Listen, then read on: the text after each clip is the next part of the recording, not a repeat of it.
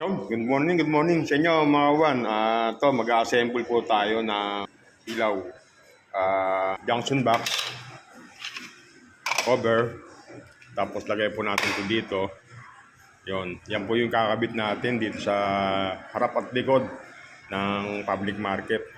So, bali ito, 10 pares, 10 piraso, 10 pirasong ilaw na LED bulb na 19 watts, tsaka receptacle na 2x2. Tapos may wire po tayo rito. Yan po yung assemblein po natin. So pag na-assemble na po natin, tsaka po natin kakabit para hindi na po tayo mag-assemble doon sa may pagkakabitan. Dito pa lang sa baba, assemble na po natin.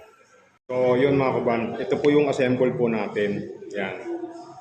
Tapos ito. Lalagyan po natin sa dito.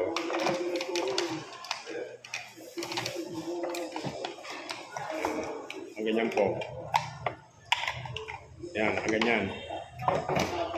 Yan, bali na ang ganyan na po siya. Tapos nalagyan ang ganyan. So, dahil laging hinihiram po natin yung manlip. So, pag may kinabit na po itong ilaw at nagkaroon ng pundi, hindi na po tayo gagamit ng manlip. Matatanggal na po natin ito ng mapapalitan na po natin yung ilaw na hindi na kailangan ng manlip o ng boom, dahil gagamitin natin ng kawayan na may plastic bottle dito. Yun po yung pantatanggal natin sa may ilaw pag magpapalit po tayo. Katulad po nung ginawa ko dito sa may taas ng bubong ng palengke. Yan. Bali ito, gagawin ko po nito 10 piraso. Yan, bali nakakadalawa na po tayo. Yan. Ganyan po yung mangyayari niyan.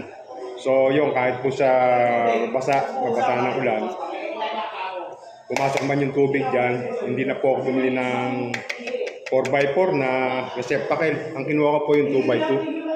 So yun, magkatubig man, hindi basta siya papasok dito. Kung ngayon pumasok man dito sa may butas, tumulo man, so hanggang dito lang yung tulo ng tubig niya. Yan. Tapos yung pinaka turnili niya, yon, turnili niya yung black screw. Ito yung black screw. So diyan man dumaan yung tubig. Pero masikip po, imposible naman po magpasok pa yung tubig. Dumaan po diyan yung tubig. Hindi po siya basta puputok. So kasi nakahiwalay po yung black screw. Yan, yung black screw. Pag pumasok po yung tubig, hindi po siya basta-basta maipon dito.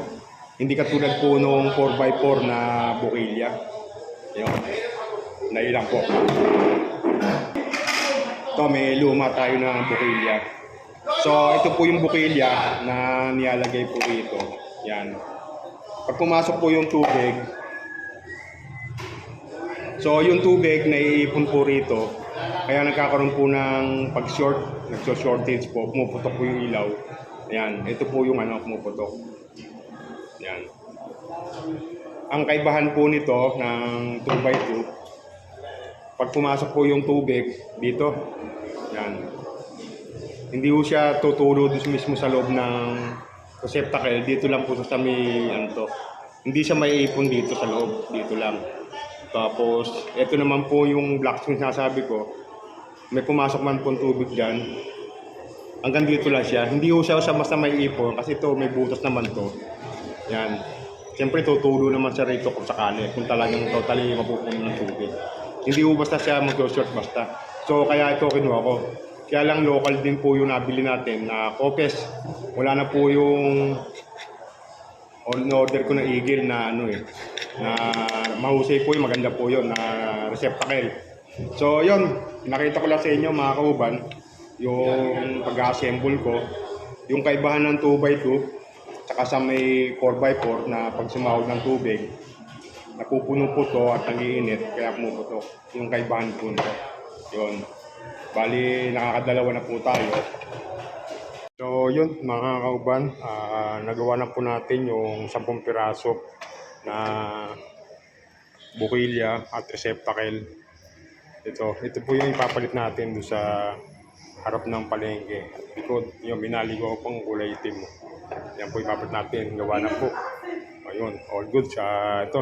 So, yun mga kaban, maraming salamat po. Sa mga hindi pa ako nakapag-follow sa page ko, follow na po kayo. May channel din po tayo sa YouTube, Aral Kauban TV. Sa mga hindi pa nakapag-subscribe, subscribe na kayo. Maraming salamat po. God bless. Ingat po tayong lahat. Bye-bye!